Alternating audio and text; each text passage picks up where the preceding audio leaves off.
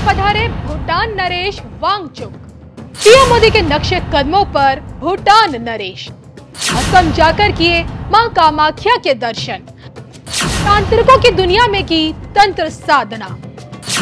भारत और भूटान के बीच क्या होना बाकी है, देखिए सिर्फ धर्म ज्ञान पर। नमस्कार, मैं हूं आपके साथ कविता राणा। इन दिनों भारत के पड़ोसी घर में पधारे हुए हैं। जी हां, भूटान नरेश वांगचुक अपनी 8 दिवसीय भारत यात्रा पर हैं। राजधानी दिल्ली में दो देशों के राष्ट्राध्यक्षों की मुलाकात बड़ी ही गर्मजोशी के साथ हुई। पीएम मोदी और भूटान नरेश की इस खास मुलाकात के कई मायने इसलिए निकाले जा रहे हैं क्योंकि ये भेंट ऐसे समय में हुई है जब भूटान और चीन अपने दशकों पुराने सीमा विवाद के जल्द समाधान के लिए एक नए सिरे से प्रयास कर रहे हैं। अब भूटान नरेश वांगचुक के इस हाई प्रोफाइल दौरे में जिन मुद्दों पर बातचीत होगी उसमें सीमा पर व्यापार, बुनियादी ढांचे और साथ ही साथ पारस्परिक निवेश, स्वास्थ्य, शिक्षा और अंतरिक्ष प्रौद्योगिकी, ये तमाम मुद्दे शामिल हैं। लेकिन इन सब के बीच भूटान नरेश को तांत्रिकों की दुनिया में देखकर चीन घबराया हुआ है, या फिर यूं कहें कि चीन खौफ में आ गया है। दरअसल पीएम मोदी के नक्शे कदमों पर चल रहे भूटान नरेश जैसे ही भारत पधारे, फौरन अघोरियों के गढ़ मां कामाख्या के अलौकिक धाम पहुंचे। और ऐसे में भूटान नरेश को मां कामाख्या के दरबार में देखकर चीन की सिट्टी पिट्टी गुम हो गई। ये जानने के लिए कि कैसे, बने रहिए धर्म ज्ञान के साथ। तांत्रिकों की दुनिया में पहुंचे भूटान नरेश, चीन की सिट्टी पिट्टी हुई गुम। मां कामाख्या के समक्ष भूटान नरेश की तंत्र पूजा। डर से कांपने लगा चीन। अब क्या होना बाकी है, देखिए सिर्फ धर्म ज्ञान पर। असम में मौजूद गुवाहाटी के नीलांचल पहाड़ी पर स्थित कामाख्या मंदिर, जी हाँ, शक्ति का एक ऐसा दिव्य धाम है जिसकी प्रसिद्धि चहुं दिशाओं में फैली है। 51 शक्तिपीठों में से एक, अघोरियों का गढ़, तंत्र मंत्र का केंद्र और मासिक धर्म देवी का धाम। यहाँ आकर शक्ति का प्रत्येक भक्त खुद को धन्य समझता है। 108 शक्तिपीठों में से ये इकलौता ऐसा शक्तिपीठ है जहाँ लोग शक्ति के योनि रूप को युगों युगों से पूजते आए हैं। ताज्जुब की बात देखिए ये है कि यहाँ माँ की कोई प्रतिमा बिल्कुल नहीं है, बल्कि योनि की मूर्ति स्थापित है। और यही मूर्ति इतनी चमत्कारी है कि इसी योनि से साल में एक बार रक्त निकलता है। रहस्यों से भरे इसी धाम में आषाढ़ लगते ही मंदिर के पास गुजरने वाली नदी ब्रह्मपुत्र पूरी तरह से अचानक से लाल हो जाती है। यहाँ आकर जो कोई भी मां कामाख्या की तंत्र पूजा करता है, उसकी इच्छाएं स्वयं कामना की पूर्ति करने वाली मां कामाख्या ही करती हैं। और यहीं से देखिए, देश के प्रधानमंत्री नरेंद्र मोदी को विजय होने का वरदान भी मिला हुआ है। जी हाँ, तंत्र मंत्र की पूजा से मिली शक्ति पीएम मोदी का बाल भी बांका नहीं होने देती है। आज भी पीएम मोदी को चुनाव लड़ने की शक्ति मां कामाख्या के इसी धाम से मिलती है। मां कामाख्या के इस धाम में जब बतौर प्रधानमंत्री मोदी जी पहली बार जब यहाँ आए, उन्होंने यहाँ देखे 15 मिनट तक योनि कुंड की परिक्रमा की, दीपदान किया, कुंवारी कन्याओं की पूजा भी की। मां कामाख्या के प्रति पीएम मोदी की यही तंत्र मंत्र वाली साधना आज भी उन्हें चुनौतियों से लड़ने की और चुनावों में जीतने की एक अद्भुत शक्ति देती है। पीएम मोदी की तरह मां कामाख्या की कृपा भूटान पर भी बने रहे, इस कारण भूटान नरेश मंदिर जाकर न सिर्फ मां कामाख्या के उन्होंने दर्शन किए, बल्कि मंदिर की पारंपरिक तांत्रिक पूजा में भी वो शामिल हुए। गर्भगृह में जाकर उन्होंने प्रार्थना की, मंदिर की परिक्रमा की, देवी के सम्मान में एक मिट्टी का दीपक भी जलाया और मंदिर के पुजारियों को इस बात का आश्वासन भी दिया कि भविष्य में वो अब की बार अपने परिवार के साथ आएंगे मंदिर। बस फिर क्या था, भूटान नरेश को मां कामाख्या की भक्ति में लीन देखकर चीन घबराया हुआ है, क्योंकि संकटों को हरने वाली, दुष्टों का नाश करने वाली और अतुल्य बलशाली बनाने वाली मां कामाख्या के इसी दिव्य धाम में तंत्र मंत्र की साधना दशकों से होती आ रही है। पूरे साल अघोरियों का जमावड़ा यहीं लगा रहता है और यहीं पर वशीकरण की पूजा भी करवाई जाती है।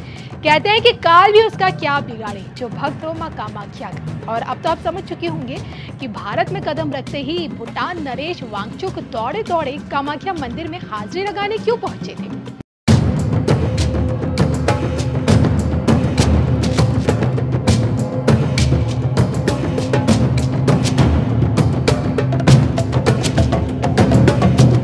साथियों, एक तरफ भाजपा का संकल्प पत्र है तो दूसरी तरफ कांग्रेस का झूठ का कारोबार। आप सभी को कांग्रेस ने विश्वासघात के सिवाय कुछ नहीं दिया है।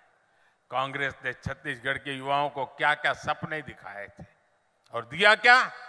उन्होंने महादेव के नाम पर भी घोटाला कर दिया।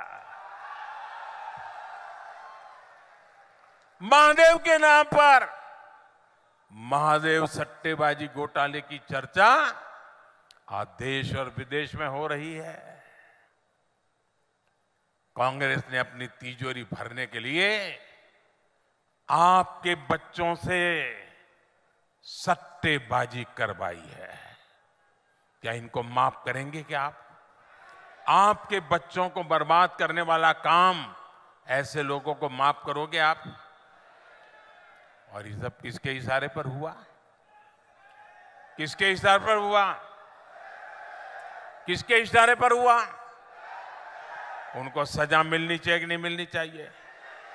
पहले सजा आप दोगे कि नहीं दोगे? कमल के निशान पर बटन दबा करके कड़ी से कड़ी सजा ऐसे लोगों को करनी है भाइयों। मुख्यमंत्री कार्यालय यहां सट्टेबाजों का अड्डा कैसे बना हुआ था? और ये कक्का आपका, सब लोग तो कहते हैं 30% कक्का,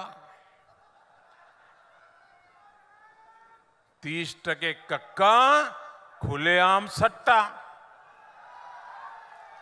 ये 30% कक्का खुलेआम सट्टा चला रहे थे। आज यहां के मुख्यमंत्री के करीबी जेल में बंद है। छापों में नोटों के बड़े बड़े ढेर मिल रहे हैं जी, सबूत के साथ। करोड़ों रुपए पकड़े जा रहे हैं। जो घोटाले का सबसे बड़ा आरोपी है वो टीवी पर आकर कह रहा है कि उसने मुख्यमंत्री को 500 करोड़ रुपए से ज्यादा रिश्वत दी है। अब आपको सबूत की जरूरत है क्या? देने वाला खुद कह रहा है रुपये मिल रहे हैं और फिर भी आपसे वो वोट मांग रहे हैं। शर्म नाम की चीज नहीं है इनको। इनको साफ करना पड़ेगा भाइयों, साफ करना पड़ेगा। करोगे? हर पोलिंग बूथ में से सफाई करनी पड़ेगी, क्योंकि ऐसे आरोपों से घिरे मुख्यमंत्री को एक दिन भी सीएम की कुर्सी पर नहीं रहना चाहिए। आज आप देख रहे हैं कि यहां के मुख्यमंत्री उन पर लगे आरोपों के बाद कांग्रेस के बड़े बड़े दिग्गजों ने भी उनसे किनारा कर लिया है।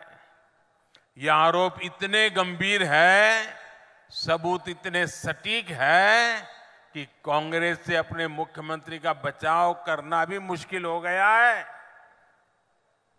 हो सकता है आज जब मैंने कहा तो हो सकता है कांग्रेस के नेता कुछ उनके बचाव में 2-4 आधी अधूरी बात बोल करके खाना पूर्ति कर लें, लेकिन कांग्रेस का एक नेता इनकी पापों के पक्ष में एक शब्द बोल नहीं रहा है जी।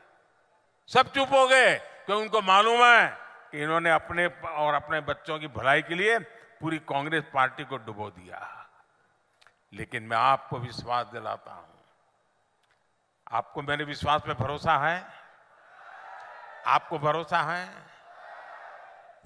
आपको मैं गारंटी देता हूं, महादेव सट्टेबाजी घोटाले में भाजपा दूध का दूध और पानी का पानी करके रहेगी। कोई कितना ही बड़ा नाम क्यों ना हो, कितना ही चमरबंदी क्यों ना हो, आपके बच्चों को बर्बाद करने वाले ऐसे लोगों को जेल जाकर के जिंदगी पूरी करनी पड़ेगी।